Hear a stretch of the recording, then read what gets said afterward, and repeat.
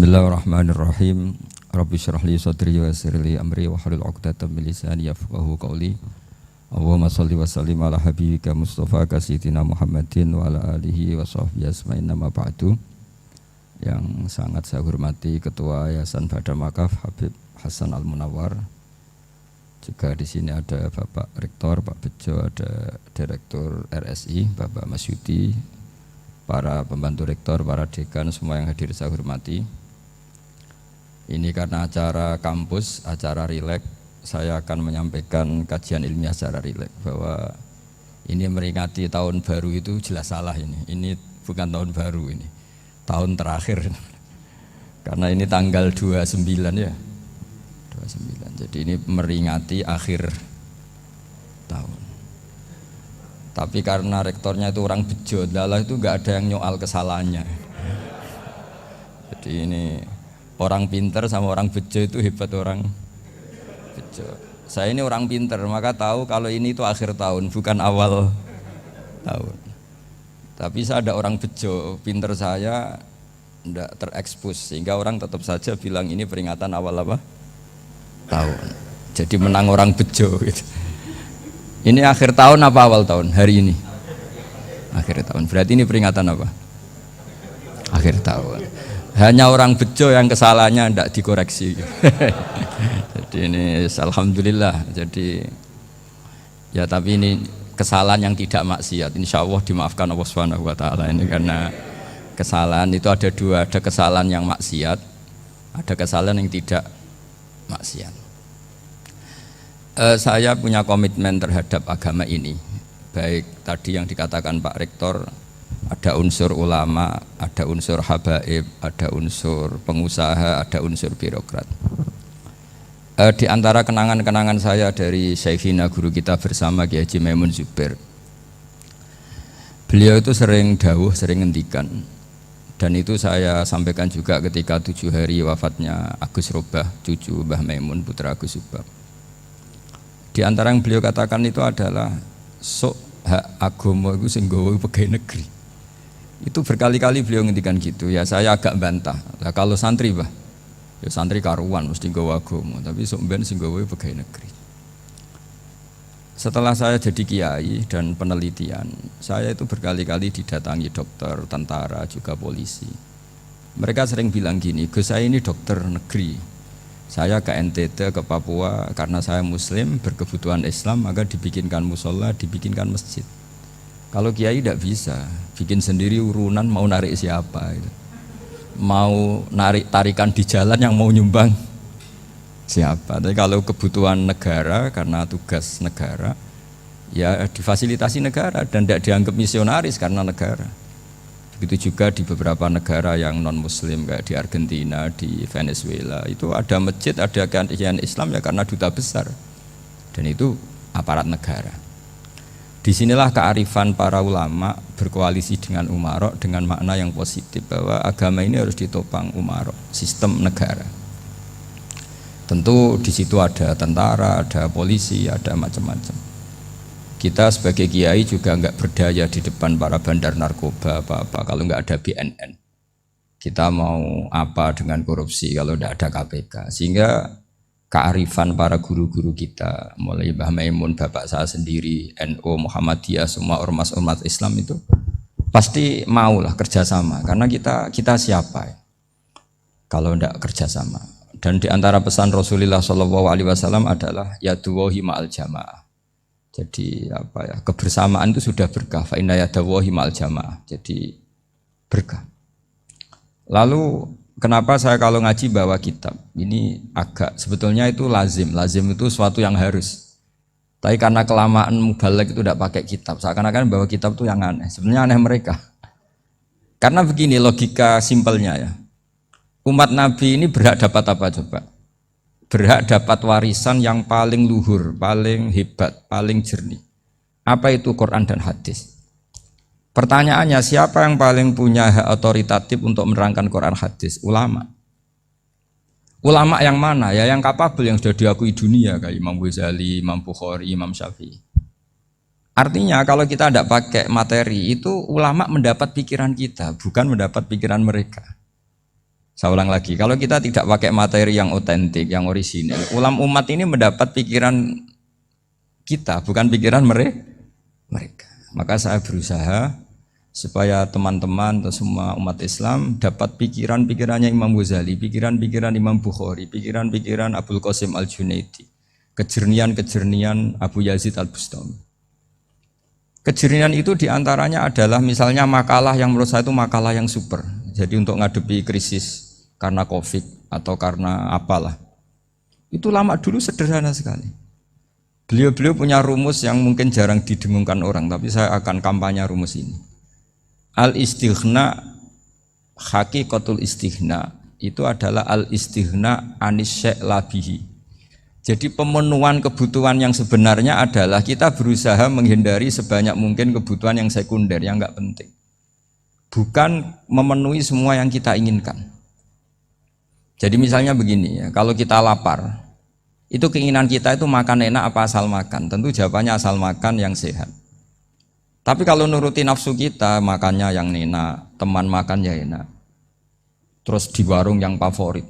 Ini kan satu kebodohan. Kenapa untuk makan saja butuh definisi sekian banyak?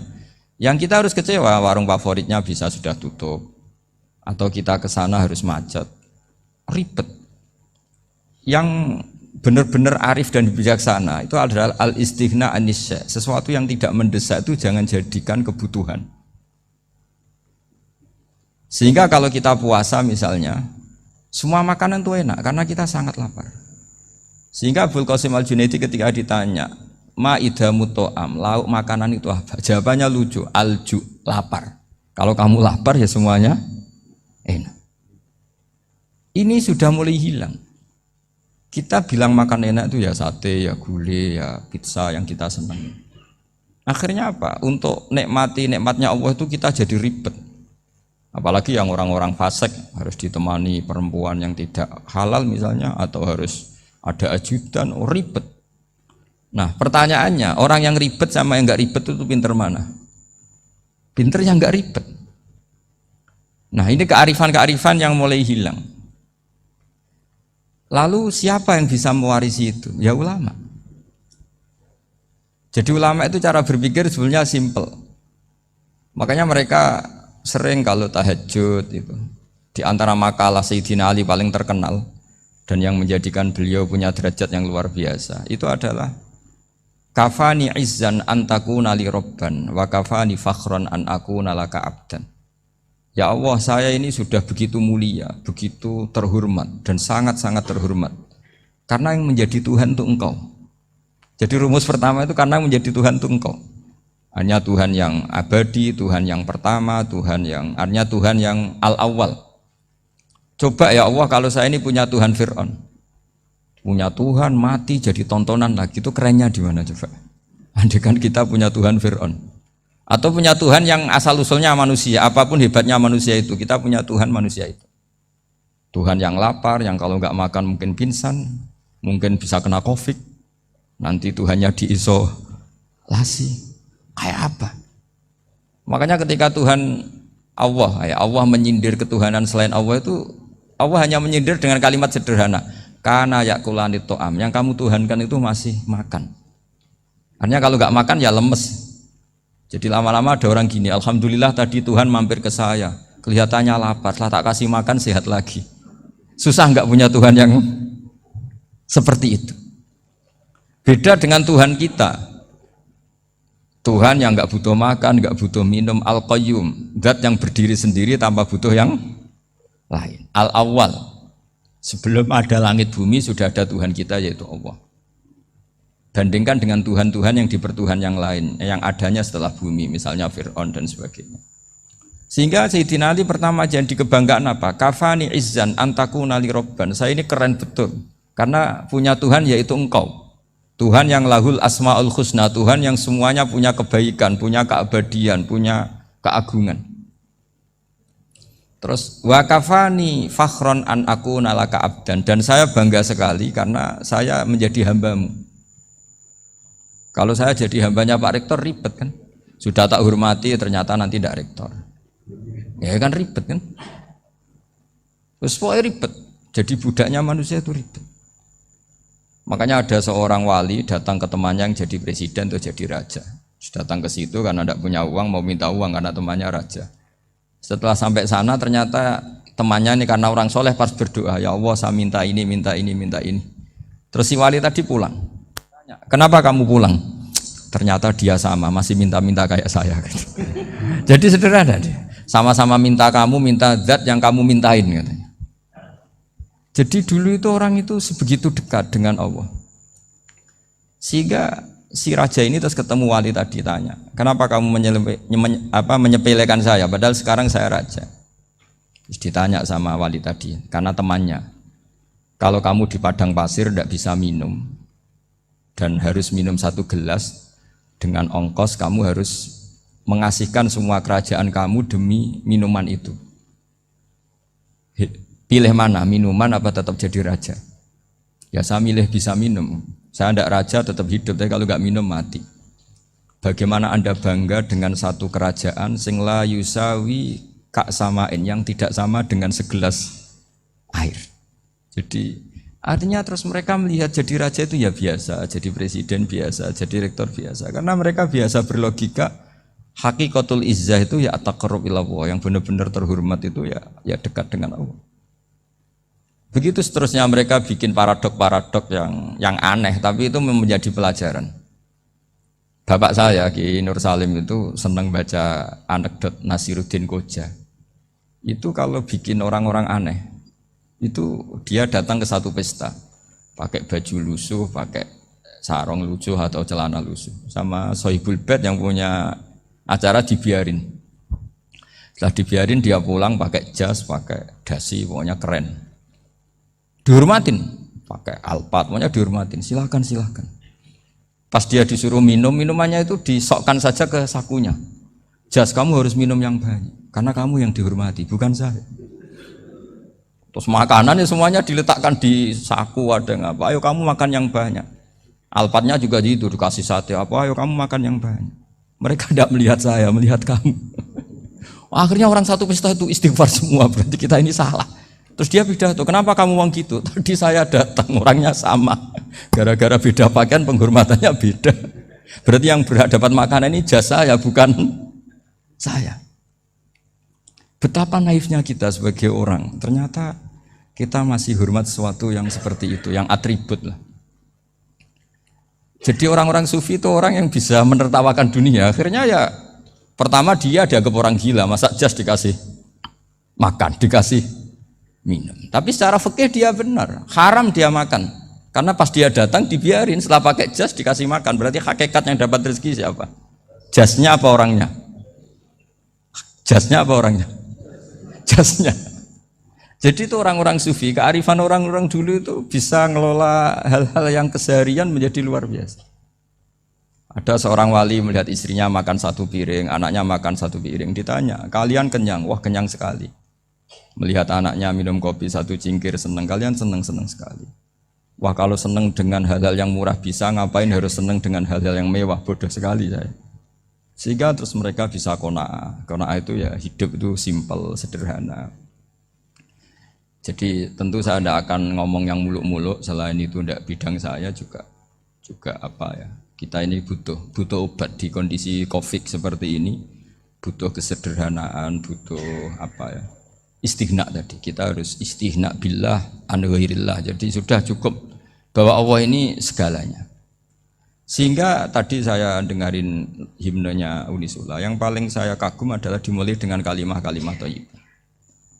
Di antara tugas suci Nabi Ibrahim dan semua Nabi adalah wa ja'alaha kalimatam baqiyatan fi aqibi. Nabi Ibrahim itu Nabi yang diberi gelar Allah. Dia adalah Nabi yang menjadikan kalimat tauhid itu kalimat yang abadi. Fi akibih, di anak turunnya, di semua generasinya, baik anak turun karena gen maupun karena pembinaan, karena pendidikan. Ini penting sekali saya utarakan karena apa? Satu kehidupan itu sebenarnya digerakkan oleh kata-kata, oleh moto kalau orang bahasa modern. Sehingga banyak ulama mengatakan al-ibarat kutun li'ailatil mustami'in, bahwa redaksi atau moto atau pegangan hidup itu penggerak kehidupan. Sehingga sebetulnya manusia itu digerakkan oleh kalimah-kalimah itu, oleh moto-moto itu, oleh prinsip-prinsip hidup itu. Misalnya orang Palestina itu tiap hari ke pasar gitu. Mereka ke laut gitu. Ditanya, kenapa tidak takut tembak Israel? Jawabannya lucu. Kena tembak ya mati, enggak makan ya mati. Enggak kerja ya mati. Ya sudah, sama-sama mati ya mendingan aktivitas normal. Tapi saya tidak menyarankan itu untuk melawan COVID. Ini cerita saja nanti. Kamu jangan provokator itu. Karena ini wilayah sensitif. Jadi banyak orang yang poligami. Kalau ditanya alasannya gitu, istri satu ya cerewet, dua ya cerewet, mendingan 4. Ya banyak ya gitu. Tapi ada yang kebalikan, istri satu cerewet saja hampir jantungan, apalagi 4, tinggal matinya kan gitu. Itu semua yang menggerakkan itu kalimat. Kalimat itu satu pegangan. Banyak orang loh yang nggak ingin jadi rektor tuh banyak loh Pak Bejo. Jangan kira semua dosen ingin jadi rektor. Melihat rektor sibuk rapat, mempertahankan reputasi Unisula, terus sering pegang kepala. Ngapain repot-repot? Jadi tukang sapu aja dapat gaji, ngopi, rokokan, selesai. Bodoh amat jadi rektor, mikir orang banyak. Banyak loh orang yang nggak ingin jadi presiden tuh banyak. Karena ngopi nyaman, gak ada yang ganggu. Mau tidur sampai jam 9 siang juga gak ada yang ganggu. Sehingga mereka melihat pegawai negeri itu gak keren, orang kok diatur jam, disiplin. Itu memang cara Allah membagi rahmat. Mau kamu apakan coba? Cara syukurnya dia seperti itu. Bapak saya dulu tuh sering ngajarin saya, diajak jalan-jalan pagi-pagi. Melihat orang ngopi, makan uduk itu bapak seneng. Kok enak jadi wong awam. Ngene esuk-esuk nyemak bocah kesel kabeh kono enak ngopi rokokan. Bapak kadang iri sama orang awam itu iri. Sudah gitu berharap masuk surga kan enak sudah gitu. Tahu-tahu mati, tidak tahu ke surga apa ke neraka ya tidak tahu. Jadi nah, orang dulu itu orang yang bisa mensederhanakan dunia. Sehingga ya sudah cara bahagia. Makanya saya alhamdulillah saya ini kerjasama sama UII sama beberapa kampus. Memang amdan itu sengaja. Kampus itu ya punya sistem yang nggak bisa mewakili sistem kiai. Kiai juga punya sistem yang nggak terwakili oleh kampus juga sebaliknya, saling melengkapi. Saya sering ketemu rektor UI, rektor kampus-kampus Islam. Mereka cerita, Gus pendidikan pondok harusnya dimodernkan gini-gini. Saya bilang, kalau pondok modern kayak kampus itu nanti saya ketemu Allah nggak bisa jawab. Kenapa Gus? Saya beri contoh gini. Kalau misalnya perempuan perawan lah atau apa saja lah, pokoknya perempuan mau tanya tentang menstruasi atau haid. Kalau semuanya sistem kampus, dia harus kuliah dulu, registrasi dulu, kuliah dulu, bayar dulu, dan dapat jawabannya nunggu mata kuliah pas itu. Bandingkan kalau sistem pondok, saya tuh sering ke pasar sama anak saya dicegat sama ibu-ibu, Gus, anak saya ngalami gini-gini, keluar darah terus menerus, nggak 6 hari tapi 1 bulan penuh. Itu hukumnya apa Gus ya? Nanti saya mau sowan ke jenengan. Nggak usah sowan, di sini aja. Ya sudah. Sebelum mengeluarkan darah yang rutin seperti itu biasanya haidnya berapa hari? 6 hari ya sudah ikut yang 6 hari, yang lainnya istighatsah. Ngoten tok Gus, ya udah gitu. Begitu terus di masalah udhiyah. Ya coba kalau semuanya pakai sistem kampus, daftar dulu, bayar dulu. Jadi ini nggak ada jawabannya, nunggu mata kuliah itu baru dapat jawaban. Itu biasa nggak sholat bertahun-tahun karena belum ada jawaban tentang itu. Nah itu kalau misalnya orang mati, tahunya cara apa memulasara jenazah itu nunggu kuliah dulu, pas mata pelajaran itu dulu, baru menangani orang mati. Berarti orang mati itu tergeledak semua. Tapi kalau kiai kan enggak, kesini orang mati terbakar, kalau dimandiin malah badannya copot-copot, itu gimana hukumnya? Ini ada orang mati Gus Kendat, ini disolati apa enggak? Ada orang mati apa itu oplosan ya, itu disolati enggak? So sering ditanya gitu. Gak usah registrasi Pak Rektor, gak usah registrasi, gak usah daftar, gak usah seminar. Makanya kalau orang kampus wani kiai itu ya kualat tenan itu, karena ini yang on time. Tapi pondok seperti saya ya ikrar seikrar-ikrarnya pentingnya kampus karena melatih efisiensi waktu, disiplin, tata kelola manajemen sehingga kita ya hormat. Tapi tadi Kita harus saling melengkapi sehingga saya tunjukkan ke publik bahwa saya hormat sekali sama polisi, sama tentara. Coba kita bisa apa ngadepi bandar narkoba kalau enggak polisi? Bisa apa coba menjaga NKRI kalau enggak tentara? Begitu juga ya sudahlah kita memang fa inna yadallahi ma'al jamaah, kita berkah itu kalau bersama-sama. Enggak bisa kita sendiri. Nah lalu orang kayak saya itu ya beberapa kali sebetulnya saya itu ditawanin jadi dokter honoris causa apa. Kekhawatiran saya satu Pak Bejo, takut pas nggak punya uang. Itu dokter gak ada duit kan gak pantas gitu. Jadi repot gitu, daripada beban lah sudah lah nggak usah dokter. Jadi kalau nggak punya uang ya pantas, terus kalau ngebis ya pantas. Suatu saat kalau mati nggak ada yang hadir ya pantas, nggak dokter gitu. Kalau sudah dokter kok masuk neraka, dokter kok masuk neraka kayaknya apalagi rektor kampus Islam kok masuk neraka itu kan kok kayak nggak pas itu. Misalnya rektor Unisiola ditanya mungkar nakir nggak bisa kan kayak gimana gitu. Makanya harus sering ngaji saya supaya nggak malu di depan mungkar nakir. Masa rektor ditanya mungkar nakir nggak bisa. Harus berani bentak. Ini saya rektor loh Pak mungkar nakir. Masa kalau wali-wali dulu berani. Masyhur di cerita wali-wali ditanya marabbuka manabuka. Saya ini guru tauhid. Kok kamu tanya marabbuka manabuka yang ngotok? Kok kamu tidak pernah ngaji enak aja tanya. Jadi wali-wali itu ya rileks ngadepi mungkin. Saya yakin rileks wali di Bang Pak Rektor. Saya yakin itu. Karena wali itu lebih dekat Allah. Sehingga orang dulu itu saya ulang lagi ya. Ada satu kearifan namanya hidup itu apa? Hidup itu adalah cari sebanyak mungkin supaya hidup itu tidak tergantung pada banyak hal.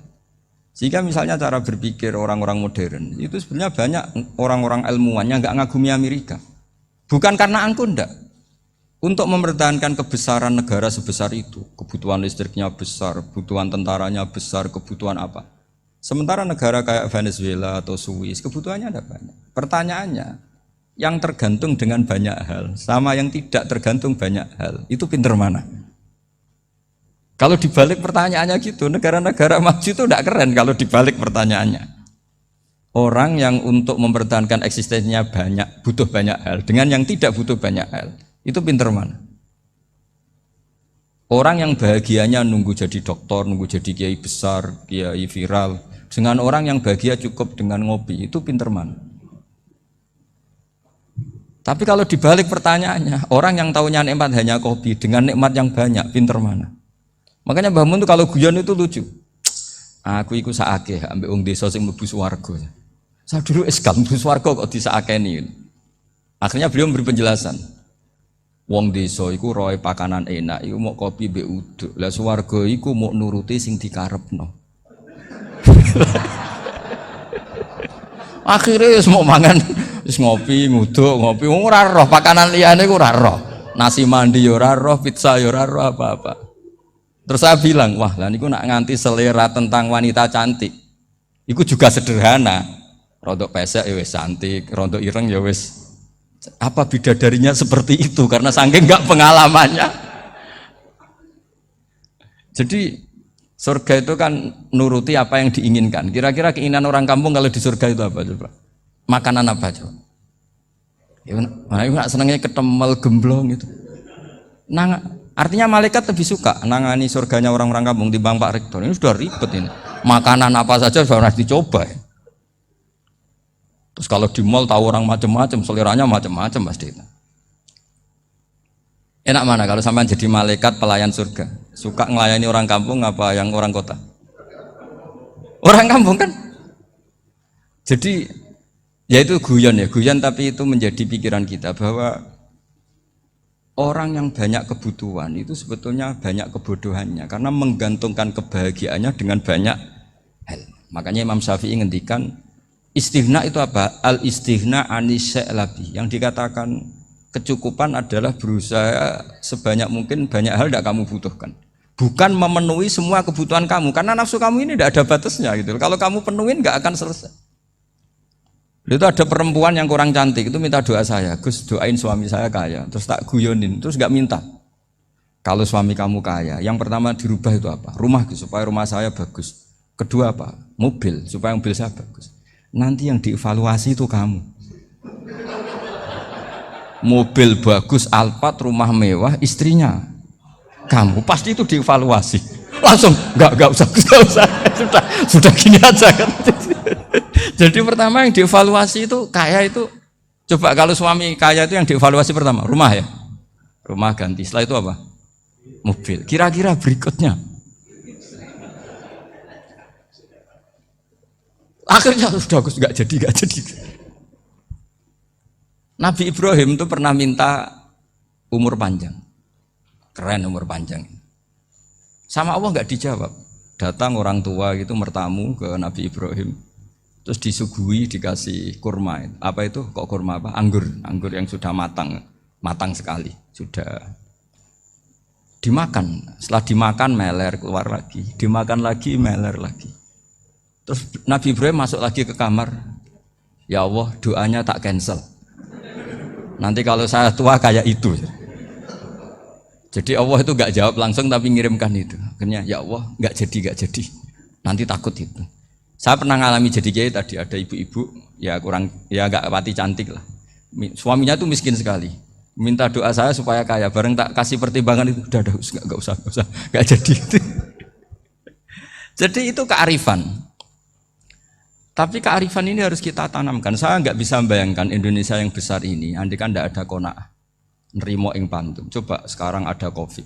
Andai kan Indonesia tuh kayak Perancis. Saya beberapa kali punya tamu orang yang hidup lama di Perancis, bahkan dapat istri orang Perancis. Itu dulu nggak begitu mencintai Indonesia.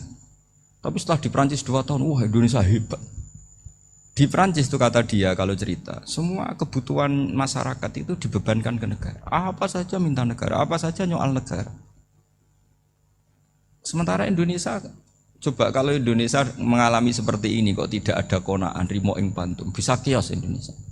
Orang miskin nyalahkan negara, kelaparan nyalahkan negara, apa saja. Tapi barokahnya dididik kiai, jogeman nyalahno wong liya. Urip nromo ing pandum, diame. Sampai enggak ngerti kalau Covid. Banyak tuh orang-orang kampung itu, orang lugu-lugu itu. Mbah niki saking Covid, salam ning Covid, muga-muga umure panjang. Dikira Covid itu nama orang yang ahli sosial itu. Mbah niki dana saking Covid. Matur nuwun sampekno salamku, muga-muga umur panjang. Bingung kan yang nganterin ini. Ini gimana yang mau menjelaskan? Memang nggak paham. Ribet kan. Tapi saya pastikan bahwa dengan keadaan seperti ini kita bahagia, kita stabil, itu jelas barokahnya kalimat tadi, moto tadi atau pegangan hidup tadi. Makanya disebut al-ibarat qutun li'ailatil mustami'in, bahwa redaksi atau kata-kata atau pegangan atau filosofi hidup, apalah namanya itu adalah penyemangat.